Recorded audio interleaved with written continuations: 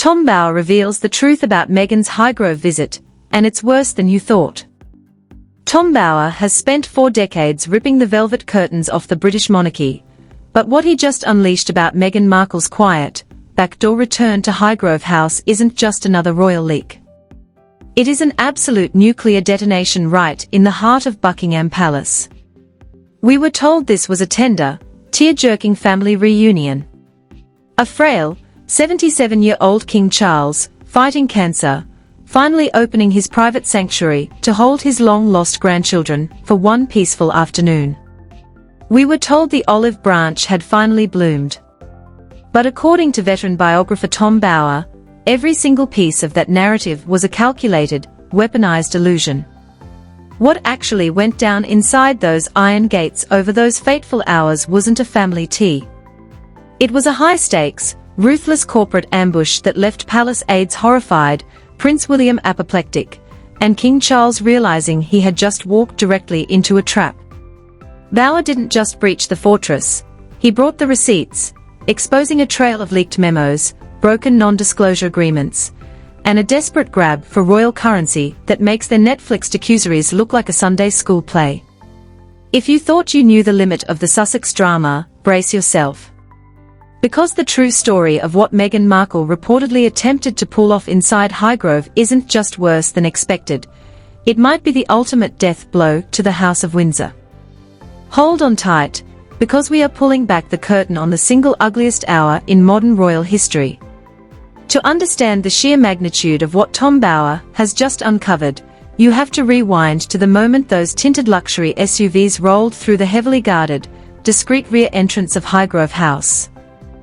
The public was led to believe this was a quiet, deeply emotional gathering. A peaceful afternoon where an aging monarch undergoing rigorous cancer therapy could finally embrace Prince Archie and Princess Lilibet after years of agonizing distance. But according to high-level palace insiders and leaked operational logistics obtained by Bower, the reality on the ground felt less like a warm family homecoming and more like a hostile corporate takeover disguised as a wellness retreat. From the second Meghan Markle stepped onto the cobblestones of Gloucestershire, the atmosphere shifted from solemn reconciliation to an orchestrated tactical exercise. Sources within the royal household report that while King Charles envisioned a private tea surrounded by the tranquil gardens he spent 40 years cultivating, the Sussex camp arrived with an itinerary that looked suspiciously like a Hollywood production schedule. It wasn't just a visit, it was a deployment. Bower alleges that behind the serene smiles and coordinated neutral-toned linens, there was an unmistakable undercurrent of strategic desperation. The Sussex brand, once valued at hundreds of millions of dollars in exclusive streaming deals, Spotify partnerships, and glossy publishing contracts, had hit an absolute glacial stall. The Spotify deal collapsed with public insults from top executives, the Netflix venture stalled into background lifestyle programming, and their legal battles in London were turning into expensive, humiliating public defeats.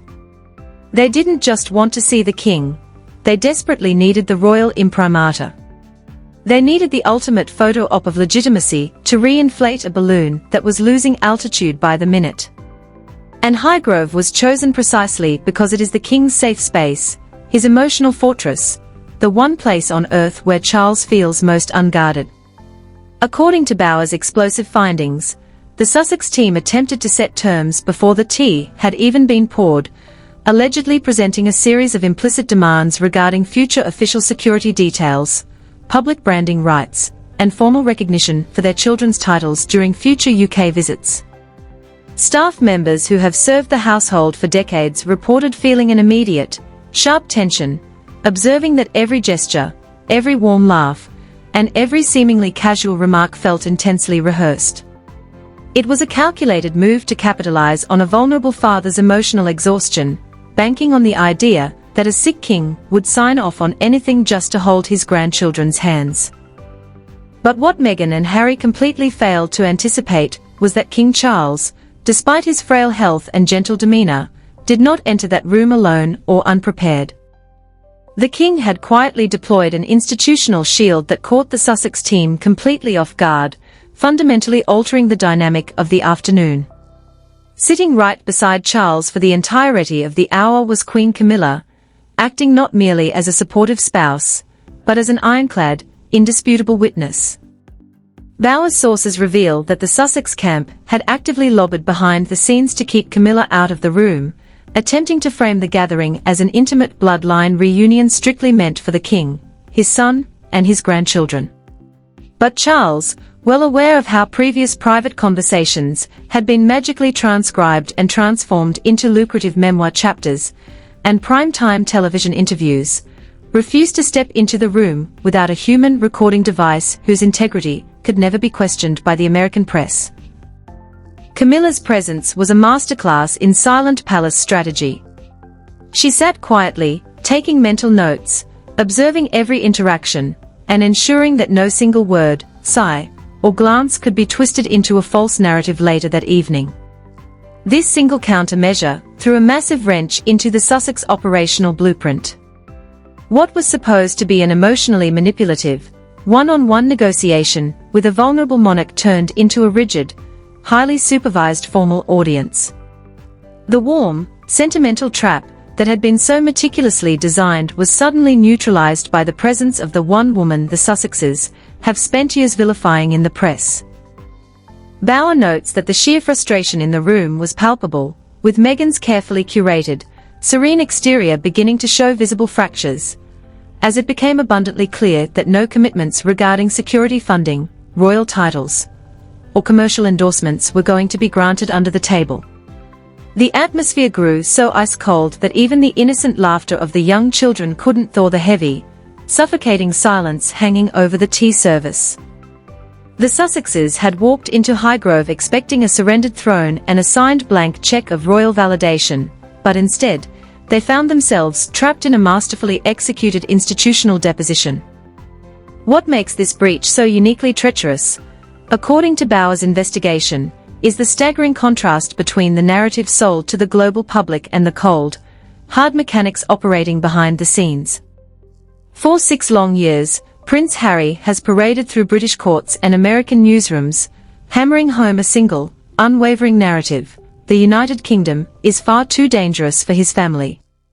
He claimed that without top-tier, state-funded armed police protection, stepping foot on British soil with Meghan and the children was an unthinkable security risk. It was the ultimate, bulletproof excuse for their prolonged absence, the perfect shield to justify their permanent exile in Montecito. Yet, in a single afternoon, that entire 6-year legal and public relations mountain crumbled into dust.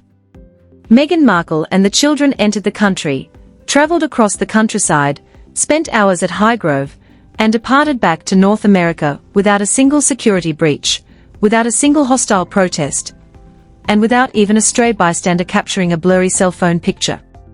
The entire operation was executed with smooth, effortless precision, completely demolishing the dramatic fantasy that they were under constant, existential threat.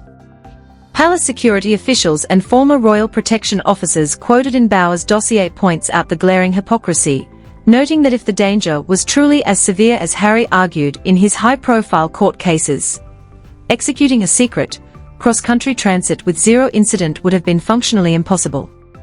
It proved beyond a shadow of a doubt that the existential terror was never about physical safety, it was about prestige, IPP status, and the intoxicating illusion of high-level diplomatic immunity.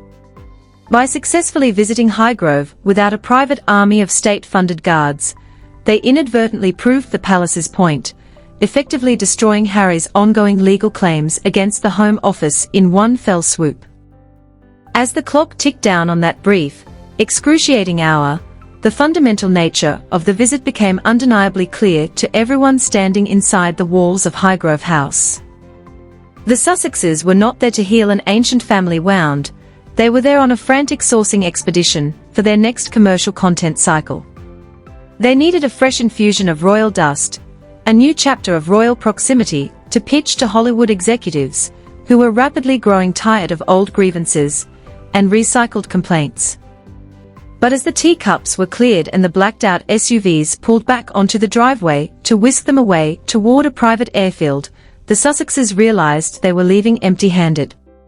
No agreements had been signed, no official photographs had been permitted, no press releases had been authorized, and no commitments had been made. The king had offered his heart as a grandfather, but he had firmly locked the vault of the monarchy. The sheer fury of returning to Montecito without a tangible prize set off an immediate, desperate panic within the Sussex communications apparatus. They had gambled everything on this high-stakes pilgrimage to Gloucestershire, sacrificing their long-standing narrative of fearful exile for a chance to reclimb the royal ladder. And when a ruthless PR machine realizes its primary mission has failed inside the palace walls, it doesn't quietly accept defeat. It immediately launches a scorched earth retaliatory strike through the international media, triggering a chain reaction of leaks, planted stories, and media manipulation that would leave even the most seasoned Buckingham Palace courtiers completely paralyzed with shock. Within 48 hours of those blacked-out SUVs clearing the security gates at Highgrove, the retaliatory strike was launched with surgical, devastating precision across the Atlantic. While Buckingham Palace maintained an absolute, dignified radio silence, expecting the sacred privacy of a grandfather's reunion with his sick self to be respected, the North American media landscape suddenly exploded with extraordinarily detailed, highly synchronized reports. Front-page features and softly framed, deeply sympathetic exclusives began popping up simultaneously in major American publications, including People magazine and the New York Times. According to Tom Bower's relentless timeline analysis, these were not random pieces of speculative journalism compiled by curious observers. The emotional architecture, the specific phrasing, and the tactical direction of every single sentence pointed to a single, highly coordinated briefing hub. The articles painted a hauntingly specific picture. Meghan Markle was framed as the ultimate, long-suffering peacemaker, who had bravely swallowed her pride, risked her emotional well-being, and crossed the ocean purely out of the goodness of her heart to facilitate a tender moment for an aging man. But beneath that thick layer of curated warmth lay a far more sinister, targeted jab. The underlying blame for years of bitter family division, toxic estrangement, and institutional icy coldness was quietly, expertly, and unmistakably redirected away from Montecito and dumped directly onto the shoulders of Prince William. The leaked narrative subtly positioned the Prince of Wales as the sole, irrational roadblock to total family harmony, depicting him as an unyielding, bitter brother whose refusal to forgive stood in stark contrast to King Charles's gentle, open-armed forgiveness. Bower points out the absolute mathematical impossibility of both major outlets independently landing on the exact same emotional framing, the exact same behind-the-scenes logistics, and the exact same anti-William talking points in the exact same 72-hour window without a central script. It was a classic, aggressive spin maneuver. Knowing that their face-to-face attempt to extract official concessions from King Charles had crashed against Queen Camilla's watchful gaze, the Sussex PR machine converted the private, holy hour into pure, high-grade media currency. They took the most personal gesture an ailing king could extend, stripped it of its sanctity, and weaponized it to settle old scores with the future King of England.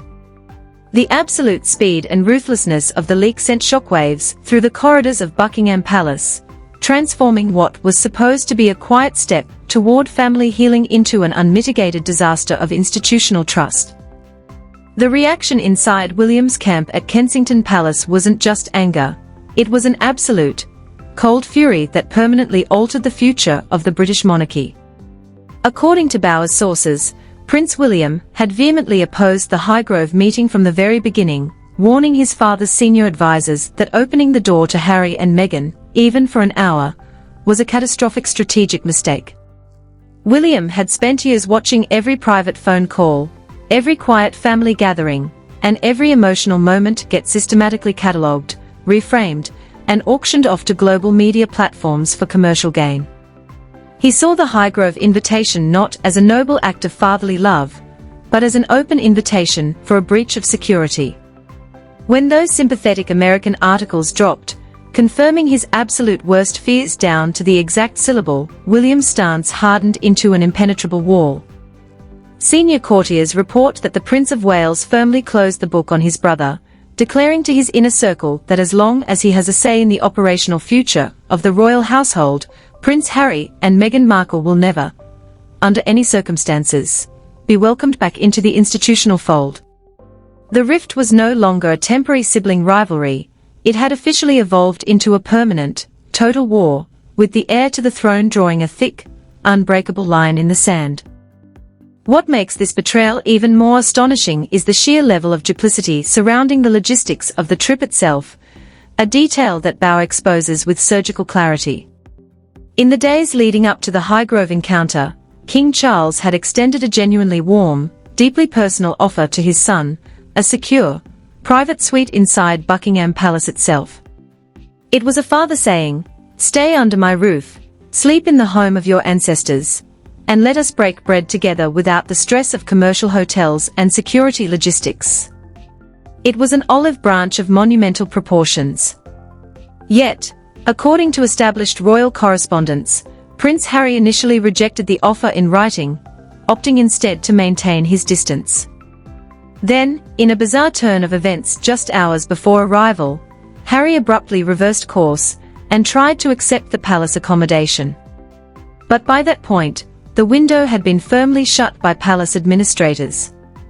The reason for closing the door was simple: palace staff realized that an open-ended, standing offer to stay inside Buckingham Palace was being manipulated into a narrative leverage point.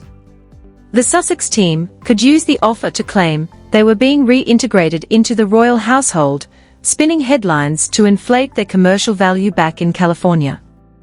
The initial refusal proved that the offer wasn't appreciated as a gesture of love, but measured as a chess piece. This constant, exhausting game of narrative chess extended even to the innocent presence of the young children, Archie and Lilibet, creating a dynamic that veteran royal commentators have described as deeply uncomfortable.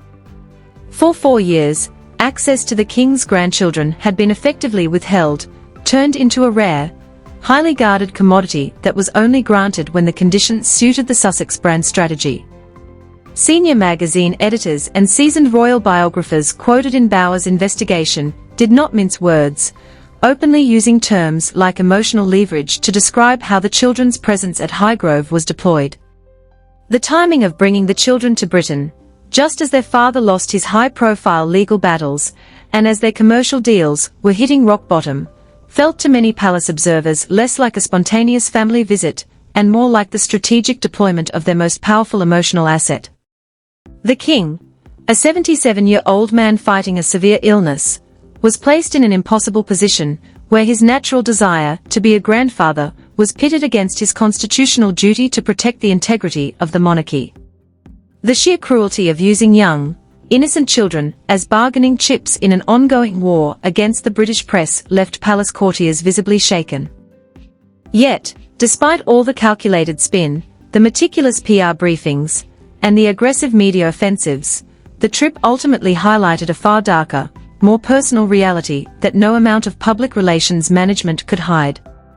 During that exact same stretch of time, Prince Harry suffered one of the most humiliating, catastrophic legal defeats of his adult life, when British courts comprehensively dismissed his major lawsuit against the publisher of the Daily Mail.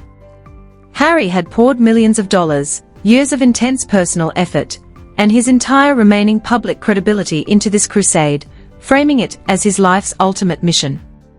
When the verdict came down, crushing his arguments and leaving him facing astronomical legal fees, he was entirely alone. Meghan Markle, who had walked through Highgrove just days prior, was nowhere to be found. She skipped expected public appearances, avoided the cameras, and offered zero visible, public support during her husband's absolute darkest hour. This stark, undeniable absence sent shockwaves through the media, exposing a massive, gaping hole in the carefully cultivated image of their indestructible partnership. In the high-stakes world of global media, presence is everything. Standing side by side during a devastating public loss communicates unity, strength, and shared accountability. But retreating into the shadows the moment things turn ugly speaks volumes about the true nature of the alliance. Observers noted that while Meghan was eager to share the spotlight for a triumphant, sympathetic stroll through royal gardens, she vanished the second the courtroom doors slammed shut on Harry's face. It revealed a deeply transactional dynamic where success is shared, but failure is borne alone. And as the realization of what had actually transpired at Highgrove began to settle over both sides of the Atlantic, the Sussexes found themselves facing an unprecedented crisis. They had burned their final bridge with King Charles, permanently alienated Prince William, exposed their security arguments as a total sham, and demonstrated that even their closest personal bonds were fraying under the immense weight of their failing post-royal experiment. The aftermath of the Highgrove disaster left the Sussex operations in a state of absolute, unmitigated chaos, triggering a wave of panicked damage control that only served to dig their hole deeper. According to Tom Bower's relentless investigation, the immediate fallout from the leaked American media pieces didn't bring Buckingham Palace to its knees as Montecito had envisioned.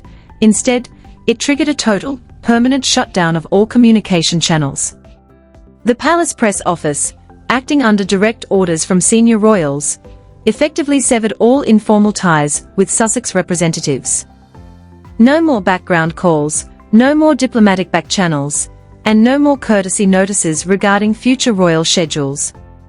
The door that King Charles had cautiously held open with a trembling, hopeful hand was slammed shut with the heavy, decisive thud of institutional self-preservation. Palace aides who had spent years trying to broker a fragile truce finally threw their hands up, openly admitting to colleagues that the dynamic had evolved from a tragic family dispute into a toxic, ongoing security liability for the entire British state. What makes this final break so devastatingly absolute is the realization that the Sussexes have run completely out of moves on the global chessboard. When they stepped back from royal duties 6 years ago, their entire pitch to Hollywood streaming giants, global publishing houses, and billionaire venture capitalists was built on one single, intoxicating premise: exclusive, unprecedented access to the inner workings of the world's most famous royal family. They were selling the crown jewels of private conversation, the intimacy of the palace walls, and the allure of being the ultimate royal dissidents. But as Bower relentlessly points out in his dossier, that business model relies on a continuous, fresh supply of raw material. You cannot sell access when you no longer have access. You cannot trade on royal glamour when the king requires a witness to sit in the room just to serve you tea, and the future king refuses to even take your phone calls. The Highgrove encounter was their absolute last roll of the dice to replenish that rapidly depleting reservoir of royal proximity, and it failed spectacularly, leaving them stranded on a barren island of their own making. The commercial consequences of this monumental failure are already manifesting across the entertainment industry with brutal, unforgiving speed. Major Hollywood executives, who once lined up to sign multi-million-dollar deals with the Duke and Duchess, are now quietly distancing themselves from the Montecito brand. The brutal reality of the entertainment business is that it runs on results, not grievances. The public fatigue surrounding their endless cycles of complaints, score settling, and victimhood narratives has reached a critical, irreversible tipping point. Streaming platforms and podcast networks have realized that without the active, warm endorsement of the British monarchy, the Sussex brand is just another celebrity entity struggling to maintain relevance in an oversaturated market. Bower notes that the sharp decline in commercial interest isn't just a bump in the road. It is a financial catastrophe for a couple maintaining a hyper-luxurious, multi-million-dollar lifestyle complete with private security details, sprawling estates, and top-tier crisis public relations teams. The golden goose hasn't just stopped laying eggs, it has flown straight back to London and locked the coop. Meanwhile, inside the walls of Kensington Palace, Prince William is quietly preparing for the future, constructing a lean, modern monarchy that completely excludes his younger brother from any future operational role.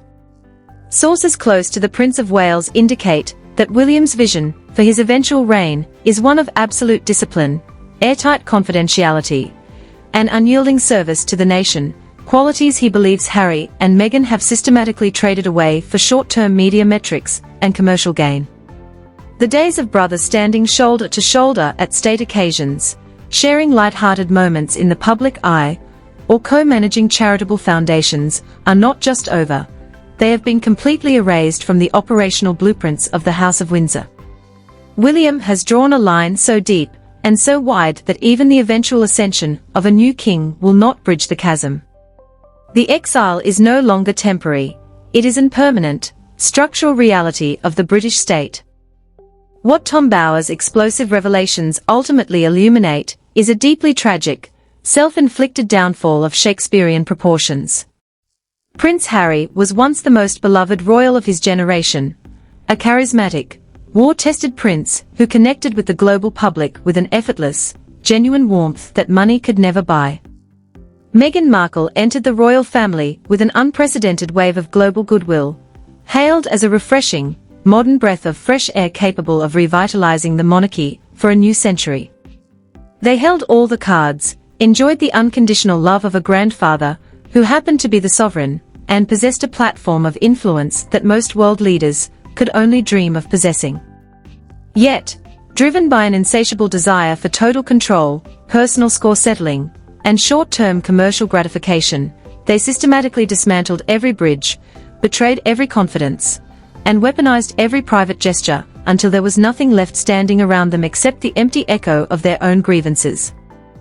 As the dust finally settles on the Highgrove visit, the true cost of that single, fateful afternoon becomes painfully clear to anyone observing this saga with an objective lens.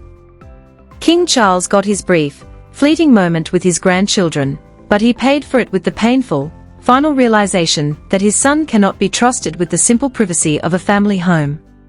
Prince Harry got his brief moment of royal validation, but he paid for it by permanently destroying his remaining legal credibility, exposing his security arguments as a complete sham, and ensuring that his children will grow up as distant strangers to their own ancestral heritage.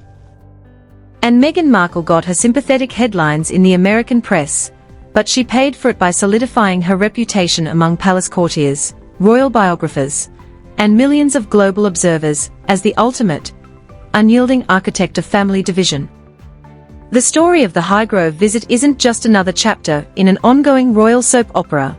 It is the definitive, tragic climax of a 6-year war that has finally claimed its ultimate victim, the possibility of redemption. The gift of a quiet, unconditional reconciliation was placed directly into their hands by an aging, sick king,